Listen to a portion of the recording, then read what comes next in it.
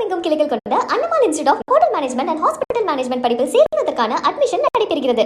தூத்துக்குடியில் மீன்பிடி தடைக்காலம் நிறைவடைந்ததை அடுத்து 61 நாட்களுக்கு பிறகு விசைப்படகு மீனவர்கள் கடலுக்கு சென்றனர். தமிழ்நாட்டின் கிழக்கு கடற்கரை பகுதிகளில் மீன்களின் இனப்பெருக்கத்தை முன்னிட்டு கடந்த ஏப்ரல் 15 முதல் ஜூன் 14 வரை 61 நாட்கள் மீன்பிடி தடைக்காலம் அமல்படுத்தப்பட்டது. இந்த காலத்தில் தூத்துக்குடி மாவட்டம் உள்ளிட்ட பகுதிகளில் சுமார் 540 விசைப்படகுகள் கடலுக்கு செல்லாமல் கரையில் நிறுத்தப்பட்டிருந்தன. இந்த நாட்களில் படகுகளை பழுது பார்க்கும் பணிகளும் மேற்கொள்ளப்பட்டன. தற்பொழுது தடைக்காலம் முடிவடைந்த நிலையில் தூத்துக்குடி மீன்பிடி துறைமுகத்திலிருந்து 231 விசைப்படகுகள் கடலுக்கு புறப்பட்டன. வாழ்வாதாரம் மீண்டும் கிடைக்கும் என்ற நம்பிக்கையுடன் கடலுக்கு செல்வதாகவும் அதிக மீன்கள் கிடைக்கும் என எதிர்பார்ப்பதாகவும் மீனவர்கள் தெரிவித்தனர்.